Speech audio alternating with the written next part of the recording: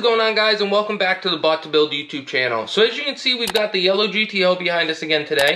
So today's plan is we're going to get this thing up on stands, and we're basically going to rip the whole front end out of it. We've got some new drilled and slotted rotors for the front, some carbon ceramic pads. We've also got some Pedders 90-10 front struts with springs, obviously, all the mounts for the upper bushings for these struts. All new poly bushings for the control arm, the upper strut, and we're also going to do the radius rod. So I'm going to go ahead and dig into this thing. Let's get it up on stands and get started. As you can see, we've got the wheels off. After looking in here, this thing looks pretty beat up. I don't know if it's all completely stock stuff. It looks to me like it is. Showing a little bit of wear. Like we said, the car's only got 40,000 miles, but it still has the age, you know? It's still an 05. So what I'm thinking, though, after getting in here, is I'm thinking we can take the nut for the strut, take this off last, take the bolt, let's see if you can see it up here a little better, take the bolt for the radius rod, take this nut off, and then take the inner control arm nut off, nut and bolt out. It's up in here, not sure if you guys can see it, but take that out, take the tie rod end off, and then do that upper strut bolt or nut completely last, and then hopefully drop this whole thing as one complete unit, and then we can get the new parts over here and start piecing it back together. I found out what these welds were. They originally went to the big ABS box, like the bracket that went here, so that explains why he welded that and painted that all up, because I think he wanted to delete the ABS and go with like a manual brake setup. But since he already did some of the work, what I'm gonna do is keep power brakes but delete the ABS. So in an upcoming video, I'll show you guys how to jump the ECM so that the car will still start, because on 04 GTOs you can still start the car without the ABS module plugged in or anything, but on an 05 or 06 it's like daisy chained for the CAN bus, and the ECM looks for a signal. So without the signal, obviously the car's not going to start. So I'm going to show you guys how to do that in an upcoming video. So we've got the whole front end tore down on the yellow GTO here. We got both sides out of it. We're taking all the stock components that were in here, and we are going to swap them over to the red GTO, because in the red GTO, I have the 90-10 front struts, springs, every bushing in the front end is poly, new brakes all the way around. Literally everything in the front end of that car was brand new. So instead of going out and buying another set of all the parts that I already have, I figure I might as well take them off that one since it's going to be a roller anyways. So let's go tear into that one, and I'll show you guys when we get it tore down, and then when we get back to the yellow one, I'm going to show you guys how to reassemble all this stuff, and I'll give you the torque specs and all that kind of information for the radius rod bushings, the control arm, all that good stuff. So let's go ahead and jump to getting the red car back together. So we've got the red car all going back together here. As you can see, we used all the stock parts that came off the yellow GTO. Nothing special to see here, really. We got both sides put back together. So let me go ahead and show you guys all the good parts that we took off of this thing that are going to be going onto the yellow one. Like I said before, they only have a couple hundred miles on them, maybe 200-300 miles max. So I didn't want to go out and buy all new parts for the yellow one again when I had just done this for the red car. I mean, that one's going to be a roller anyways. We're taking the engine and trans. So I figured, why not? We'll take all the front end parts, and then we're going to do the same with the rear end when we get to that. We're going to take all of our drag springs, our Viking double adjustable shocks, the G-force diff brace, all that good stuff we're going to steal and put onto the yellow car. So what we've got here off the front end are the Pedders 90-10 front drag struts with the stock height drag springs. I did do all the poly mounts, and then the strut tower mount, so it's got new bearings, and the bushing and rubber all right here is brand new as well. We did the Pedders ball joint on the control arm. All these bushings are brand new. The only thing left here that I didn't replace was the actual wheel bearing and the hub assembly, but it feels great, so we're going to use it. We have the new drilled and slotted rotors here. All the soft lines that were on the car, front and rear, I did replace with the Russell stainless steel braided lines. As you can see, we have the same stuff over here. And these are the new calipers that I just bought for the other GTO and sent them out to have them painted. I think they came out pretty good. I'm pretty happy with them. The paint could be a little bit thicker or more durable, I guess you could say, but all in all, for this car, they look pretty good. We also have the bushings for the radius rod, which, like I said before, guys, I will make sure to show you putting that all back together and get you guys some torque specs for that. So let's go ahead and throw the wheels back on the red GTO, and I think we might just start tearing apart the rear end too. Well, we were just about to start putting this thing back together, and I decided I wanted to tape it off, and we're gonna spray the wheel wells. I did this on the last GTO, and it looked really good. It still looks really good, so I figured we might as well go ahead and use the same stuff, tape this thing off, and get some paint on this one as well. What I'm going to be using is the Rust-Oleum truck bed liner. This one isn't the rubberized one. This one has more of like a sandpaper texture to it. I personally like this one, so we're going to use it on this car too, and I hope it comes out as good. So let's get to spraying. Alright guys, so we got the wheel wells painted up. I let it dry last night. They came out pretty good. For a quick undercoating, I'm pretty happy with it. It's a lot better than what it was. So I've got my tools laid out here. So we're gonna start putting this thing back together. So as you guys can see, when I took the other car apart, I left the knuckle on the control arm just because I didn't want to undo the new ball joint. So we figured we could just leave it together. It's one less bolt to worry about. So I'm gonna go ahead and put this thing back in as an assembly, and we'll go basically bolt by bolt, and I will give you guys the torque specs as we go. So since I'm doing it as a whole assembly here, I'm using this little stool just to help me hold the knuckle in place.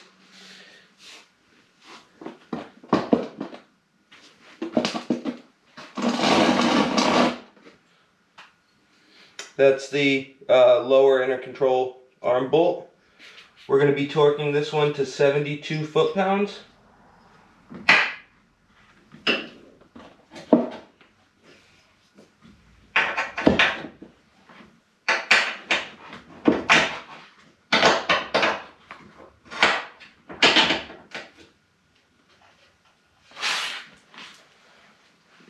Now, a lot of these bolts, they want you to replace. A lot of them are torque to yield bolts. I don't recommend doing what I'm doing at home. I am using just a tiny bit of Loctite on most of the bolts.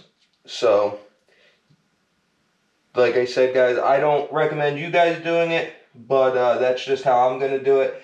I'm not going to replace every bolt on this thing every single time I tear it apart, because I'm sure I'm going to have it apart multiple times. So, for me personally, it just doesn't make sense to do it that way. Now these are going to be 19 millimeter. My torque wrench.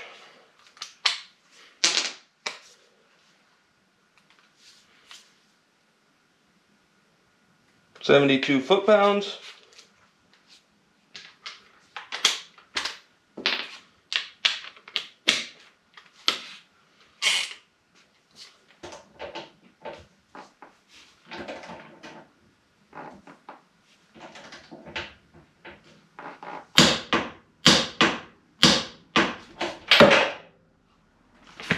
Alright, so that's 72 foot-pounds. Now, what I'm going to do is I'm going to go ahead and grab the strut, and we will get that put up in there. And then once we get it mounted to the car, we will go ahead and put these bolts in. Alright, so the way I'm going to do it is feed it up through the bottom here.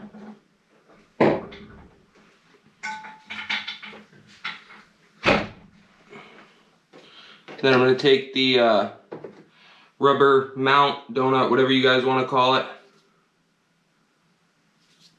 and set this on. Then the nut.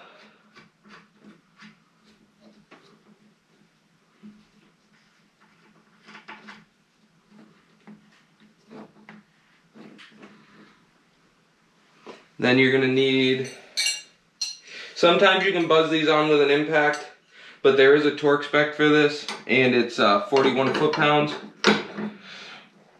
Alright guys, so like I mentioned, there are some bolts that are torque to yield. Well, these are two of them. They want you to do 63 foot-pounds, and then 74 foot-pounds, and then 90 degrees. So we're gonna grab our torque wrench again, and we will get this knuckle lined up.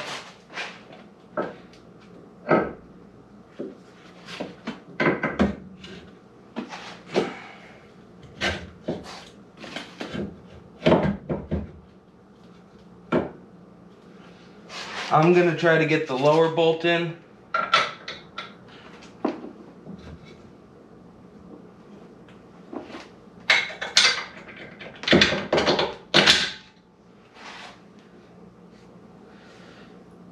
And then sometimes for the upper one, you've kind of got to push back like that.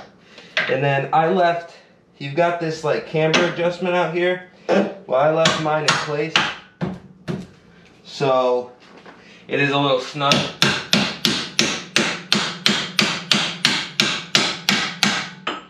You could loosen that camber adjustment right here, but I left mine in so that it'll be as close to the alignment as possible.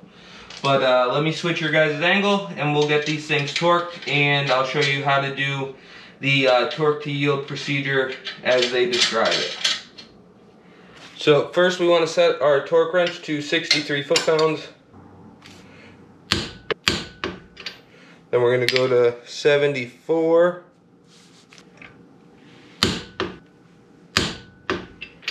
Upper one.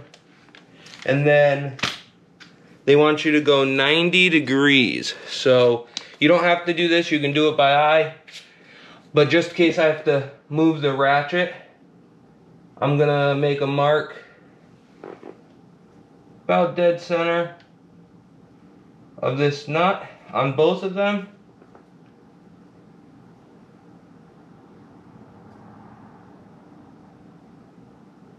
And we're gonna bring them to 90 degrees. So let's get a little bit bigger bar on it.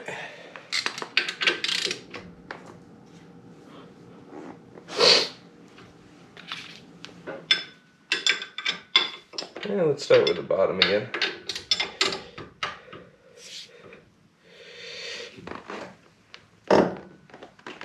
Ooh.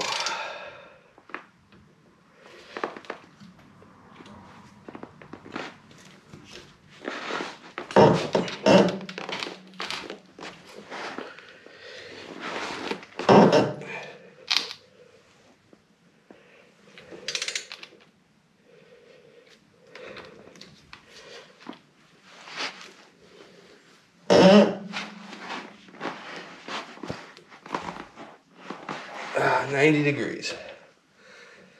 All right. Now we just got to do the same thing for the top one. Got lucky on that one. Our other end of the bolt didn't move. So, all right. So that's done. Now, next thing I'm gonna do is show you guys how to get the radius rod in here. I'm not gonna tell you guys what kind of washers or what size washers to put in here. I set mine up neutral, but depending on what you're going to be using the car for, if you're going to road race or like autocross stuff or drifting, all different uses, you're going to do different setups because it's going to give you a different caster. It's going to move your knuckle towards the back or front of the car depending on how many spacers you put in there. So on the last car I did it neutral, so the same amount on both sides. So I'm going to do it the same way on this car for now. And it is something that you could change if you had to at an alignment shop or something.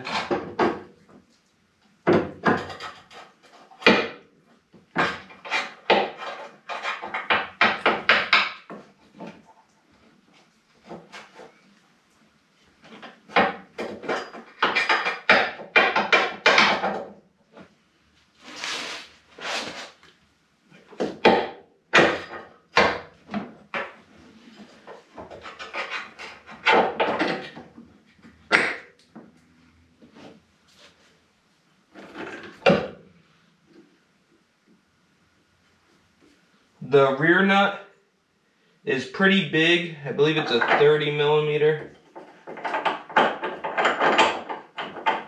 and I believe the torque for this rear nut is 76, but you don't want to torque this down until you have the car on the ground. So I'm just going to go ahead and tighten it up like by hand.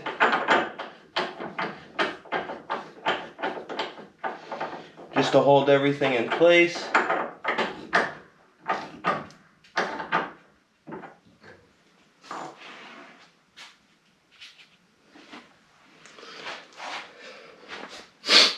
Then I'll show you up in the front here in a second.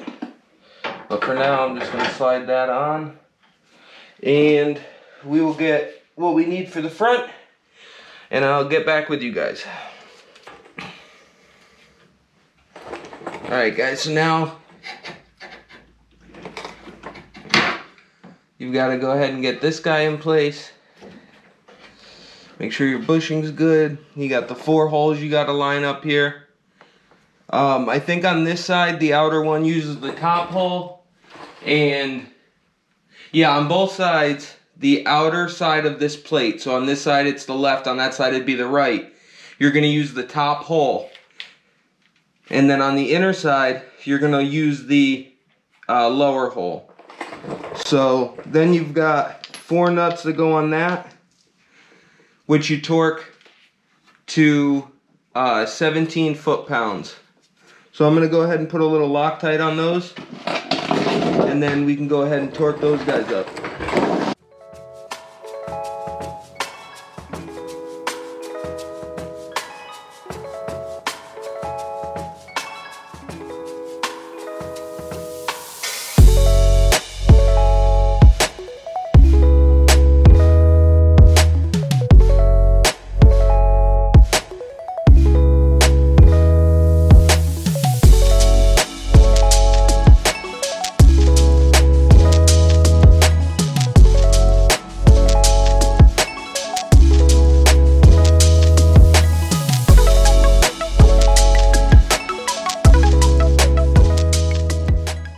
$17 foot-pounds.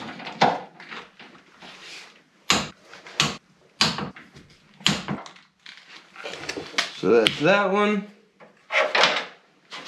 And then you're going to want to take your corresponding washers. You're going to have a big one in the front. And then whichever washers or spacers you guys end up using, you'll put on then. And then you put this nut on, and then this nut gets torqued to 109 foot-pounds. But you have to have the car on the ground with its wheels on, sitting at ride height. I recommend bouncing the car up and down a couple times, and then torque it down to the 109 foot-pounds. I'm just gonna give it a snug it up. I might even go tight and then just back off a little bit. And then we'll come back to this guy once it's on the ground.